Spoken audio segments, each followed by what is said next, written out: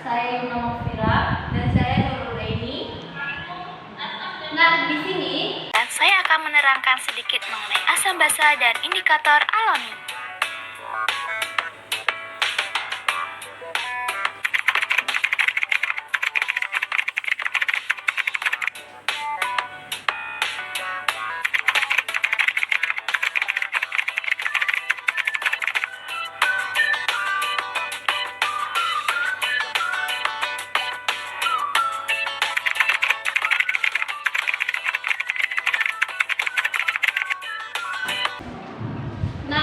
Itulah pengertian asam dan basa.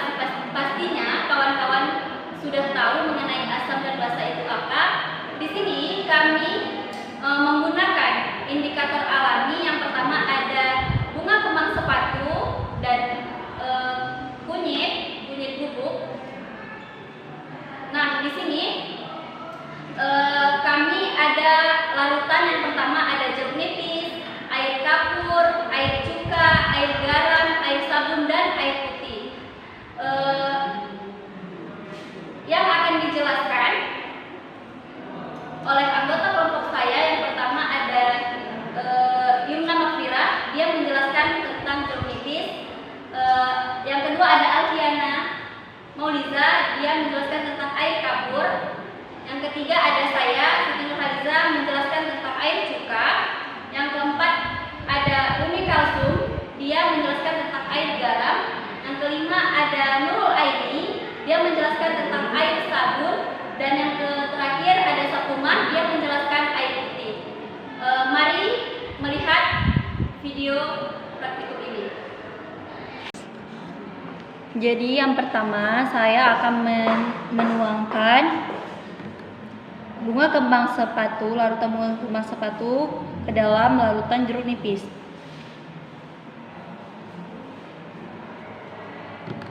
Setelah itu kita aduk. Setelah kita aduk, nanti kita bakal mengetahui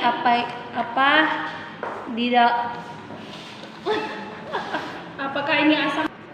Kita bisa mengetahui apa ini larutan asam ataupun basa.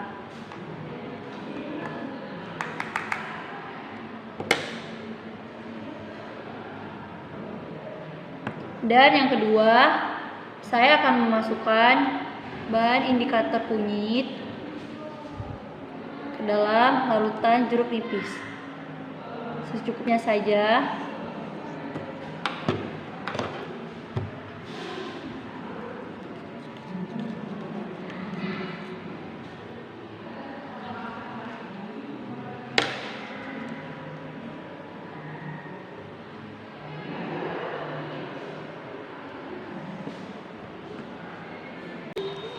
Jadi hasilnya di sini karena pH-nya kurang dari 7, jadi dia termasuk asam. Dan kunyit yang dituangkan ke jeruk nipis juga termasuk asam dikarenakan pH-nya kurang dari 7. Selanjutnya air kapur. Di sini saya akan menuangkan indikator alami ke dalam larutan air kapur.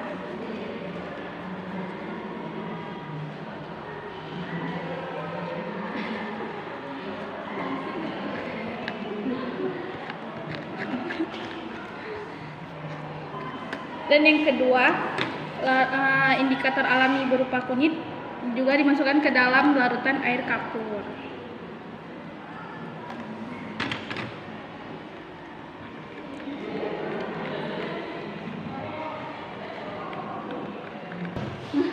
Seperti yang kita ketahui, jika indikator alami kembang sepatu jika dicampurkan dengan larutan air kapur, maka berwarna pekat karena pH-nya lebih dari 7. Jika pH-nya lebih dari 7, maka larutan ini bersifat basa. Sedangkan larutan air kapur jika ditambahkan dengan indikator alami kunyit bersifat asam dikarenakan pH-nya kurang dari 7. Nah, di sini selanjutnya ada air cuka. Di sini kita akan menggabungkan air cuka dengan indikator alami. Yang pertama ada bunga kembang sepatu. Nah, Mari kita gabungkan. Lalu kita aduk. Nah, di sini dia menghasilkan warna, yaitu warna merah. Selanjutnya kita memasukkan indikator alami, yaitu kunyit, ke dalam air cuka sebanyak 2 tetes saja.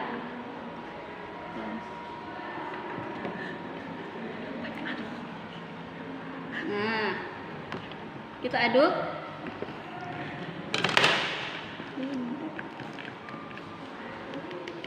Di sini dia menjadi warna kuning. Nah, di sini hasil yang sudah kita campurkan dari indikator alami ke dalam larutan, hasilnya yaitu asam. Mengapa asam? Karena pH-nya kurang dari 7. Yang satu lagi yang kita campurkan dengan indikator alami yaitu kunyit, ini termasuk asam juga karena pH-nya juga kurang dari 7. Nah, Selanjutnya, saya akan menjelaskan larutan air garam yang akan dicampur oleh indikator alami, kembang sepatu, dan air kunyit.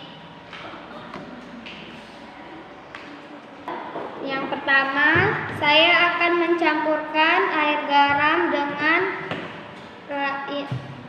indikator alami kembang sepatu.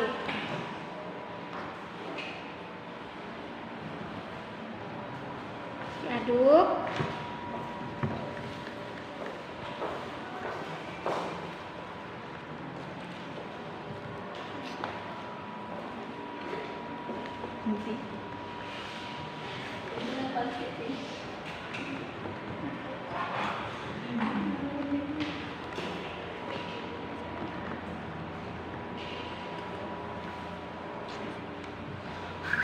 Kedua, saya akan mencampur larutan garam, saya campurkan dengan kunyit.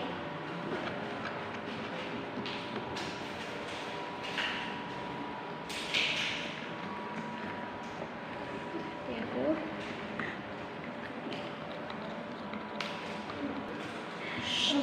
Nah, saya sudah mencampurkan keduanya dengan indikator alami, dan yang pertama air garam yang dicampur kembang sepatu yang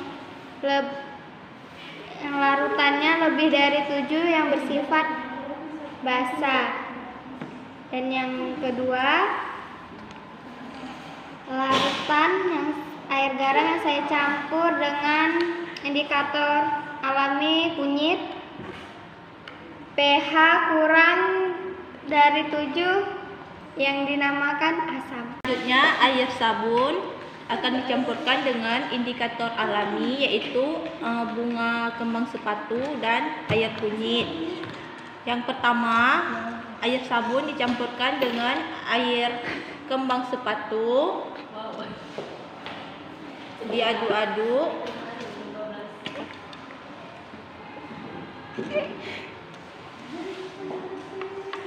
Dan yang kedua, air kunyit dicampurkan dengan air sabun.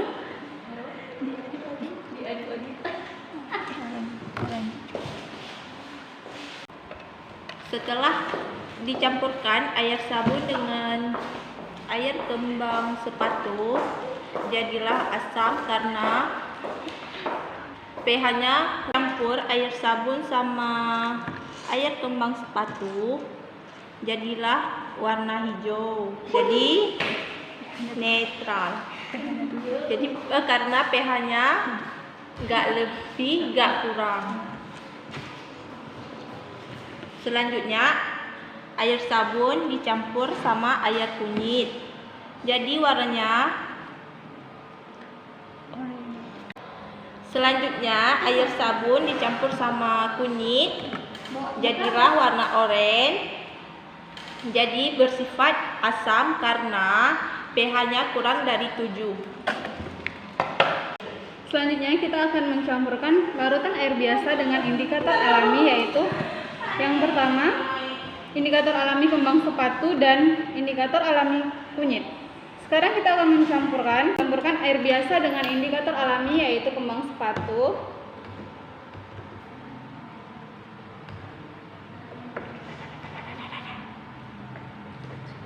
Kemudian kita aduk.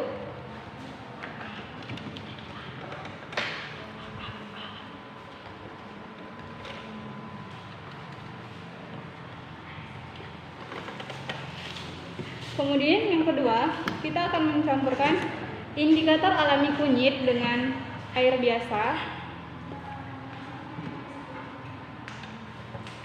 Kemudian setelah kita campurkan, maka hasilnya menjadi ini, yang satu warna pink, satu warna kuning. Ini dinamakan asam karena pH-nya kurang dari 7. Sedangkan ini juga dinamakan asam karena pH-nya kurang dari 7.